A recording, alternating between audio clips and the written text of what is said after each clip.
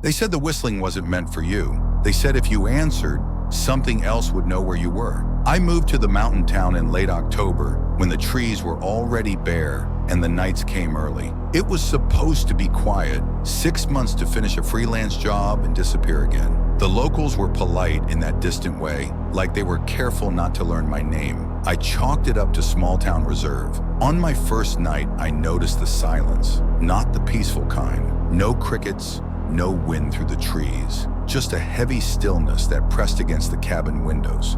Around midnight, I heard a sound cut through it, a long, slow whistle drifting up from the tree line. It was tuneless, almost lazy. It stopped, then started again, closer this time. The next morning at the general store, I mentioned it casually. The woman at the counter froze with my change in her hand. An older man near the coffee machine cleared his throat and said, "You didn't whistle back, did you?" When I shook my head, relief passed through the room like a shared exhale. "Don't," the woman said quietly. "No matter what you hear, don't whistle at night." I laughed it off, embarrassed. They didn't laugh back. That night I paid attention. The cabin creaked as it settled, the wood popping softly. Then just after midnight, the whistling returned. Same long notes, same empty pauses between them. It sounded closer than before, like it was just beyond the trees behind the cabin. I stayed still, listening. After a minute, it stopped. Then came something worse. Footsteps, slow, deliberate crunches in the frost circling the cabin. Whoever, or whatever it was, moved carefully as if it knew exactly where I was inside.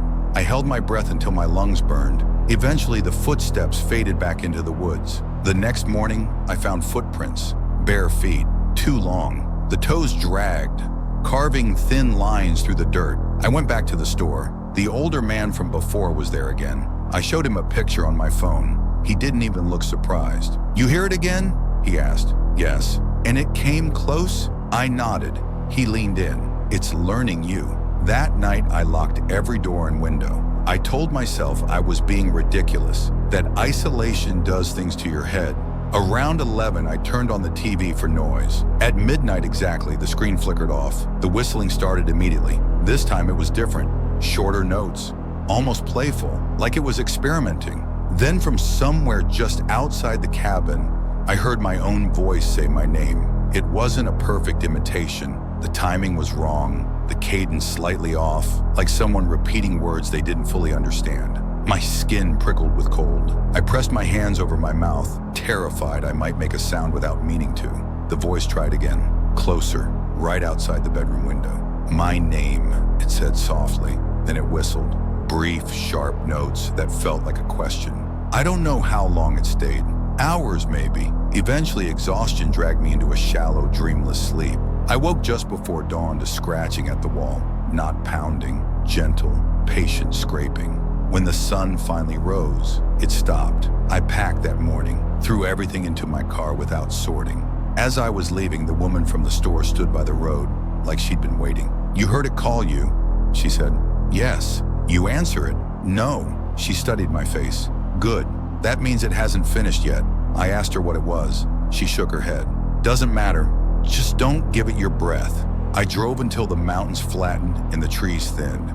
That night, in a motel parking lot 3 towns away, I heard it again. Faint, familiar. A whistle drifting between the rows of cars. I stayed inside, lights on, TV blaring. The sound moved slowly past my door, paused, then continued on. I thought that was the end of it. But sometimes, when it's quiet, really quiet, I hear myself whistling without realizing it. Just a few notes under my breath. And when I stop, when I listen hard enough, I swear something far away whistles back, a little closer each time. I didn't delete the footage because it was scary. I deleted it because it showed me doing something I know I never did. I've spent most of my adult life camping alone in the Appalachian Mountains. I grew up not far from them, and the trails always felt familiar, quiet in a way that never quite felt empty. That trip started like any other. Early fall, cool air, the kind that smells like damp leaves and wood smoke even when there's no fire nearby. I hiked about 6 miles off a lesser-known trail and set up camp near a shallow ravine. No cell service, no nearby campsites, exactly how I like it. Before dark, I strapped a trail camera to a tree about 30 yards from my tent, angled toward a narrow game trail that cut between two thick stands of pine. I'd brought it mostly out of boredom, hoping to catch a bear or maybe a bobcat overnight. By the time the sun went down, the forest felt heavier than usual. The wind died completely and the quiet pressed in on my ears. I remember lying in my sleeping bag, listening to the faint click of branches settling, telling myself it was just the mountains being the mountains. Sometime during the night, I woke up suddenly. No sound, no reason, just that instinctive jolt, like someone had said my name. I checked my watch. 2:58 a.m. The forest was dead still. I stayed awake for a while, heart slowly settling, then drifted back off. Morning came gray and cold. I made coffee, packed up slowly, and hiked back to my truck without incident. The trip barely registered as memorable until I got home that night and checked the camera. At first, everything looked normal. A few raccoons, a deer around midnight, then the timestamp jumped to 3:07 a.m. The screen froze me in place. The camera had captured a figure walking through the frame, coming from the left side of the trail, tall, wearing a jacket, a beanie, my beanie. I leaned closer to the screen, my stomach tightening. The infrared had washed the image in pale gray, but there was no mistaking the face when it turned slightly toward the camera. It was me. Same beard, same scar along my jawline from a childhood accident. Same boots I'd worn on the trip. The figure didn't stumble or hesitate, just walked calmly past the camera, eyes unfocused, like it was following something it couldn't see. The timestamp read 3:07 a.m. I laughed at first, a sharp, nervous sound. My brain scrambled for explanations. Sleepwalking, maybe. But I've never sleepwalked, never even come close. And my tent, I remembered clearly unzipping it that morning. No mud, no footprints. My boots were right where I left them, dry and clean. I scrubbed through the footage, frame by frame. As the figure passed the camera, it slowed, just for a second. Then it turned its head and looked directly into the lens. The expression wasn't blank, it was alert, aware. I shut my laptop and sat in the dark for a long time, listening to my apartment creak, suddenly too aware of my own breathing. That night I barely slept. Every time I closed my eyes, I saw that version of me walking through the woods, moving with purpose while I lay unconscious in my tent. The next morning I checked the camera again. I needed to know if there was more. There was. At 3:12 a.m., the camera triggered again. The trail was empty, but the audio picked something up. A faint sound, like boots on leaves, stopping just out of frame. Then a low exhale, close to the microphone. And then, barely audible, my voice, not saying anything, just breathing. I deleted the files immediately, dragged them to the trash, emptied it, shut the laptop like that would make it go away. I told myself it was stress, a trick of light, anything but what it felt like. Weeks passed, then months. I stopped camping alone. I stopped hiking altogether. Then one night around 3 a.m., I woke up standing in my hallway. My feet were bare on the cold floor. My apartment door was unlocked. I don't remember getting out of bed. I stood there, heart pounding, staring at the dark doorway, overwhelmed by the certainty that if I checked my phone, there would be something new waiting for me. I didn't look. I locked the door, sat on the floor until sunrise, and called in sick to work. I don't know what I caught on that camera. I don't know if it was something pretending to be me or something that borrowed me while I slept. All I know is this: I checked the metadata before I deleted the footage. The camera model listed 2 subjects detected that night. Only one of them was human. At exactly 4:11 a.m., I heard my tent zipper being opened from the outside, slowly, carefully, like whoever was doing it didn't want me to wake up.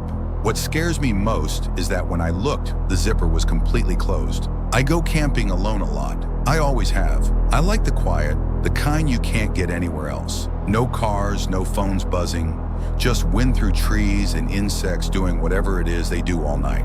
This trip was no different, or so I thought. I'd driven deep into the Appalachians, the kind of place where the road turns to gravel and then just stops. No marked campsites, no cell service. I parked off an old logging trail and hiked maybe a mile in before setting up my tent near a creek. The forest felt heavy there, old. Trees packed so tight the daylight dimmed early, and the air smelled like wet leaves and iron. That first night was quiet, but not peaceful. There were sounds I couldn't place. Branches snapping too far apart to be deer. Footsteps that stopped when I stopped moving. I told myself it was nerves. Being alone can do that. By midnight, exhaustion took over. I remember checking my phone before I fell asleep. 12:38 a.m. No signal. I put it face down and listened to the creek until I drifted off. I don't know what woke me up at first. I just remember being suddenly, completely awake. That kind of alertness you don't ease into.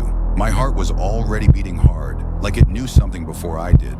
Then I heard it, slow, controlled. The sound of my tent zipper being pulled down just an inch or two, then stopping. I froze, every muscle locked up. My breath caught halfway in, and I stayed like that, lungs burning, afraid that even breathing would give me away. Another inch. It wasn't wind. I'd heard wind catch the zipper before. This was deliberate, careful. Whoever or whatever was doing it was right outside my head. My mind raced through every explanation that didn't end badly. Maybe another camper. Maybe someone thought this was their tent, but I hadn't seen anyone for miles. No cars, no lights, no voices. The zipper moved again. I reached for my flashlight with shaking hands. I remember thinking, if it opens all the way, I'm done. I don't know why, I just knew. I exploded out of my sleeping bag, grabbed the flashlight, and kicked the tent wall as hard as I could. "Hey!" I yelled, bursting forward and ripping the zipper open from the inside. The forest was empty. My flashlight beam cut through the trees, bouncing wildly as I scanned every direction. No footsteps running away, no rustling, nothing. Just trees and fog hugging the ground like it didn't want to leave. My heart was pounding so hard I could hear it in my ears.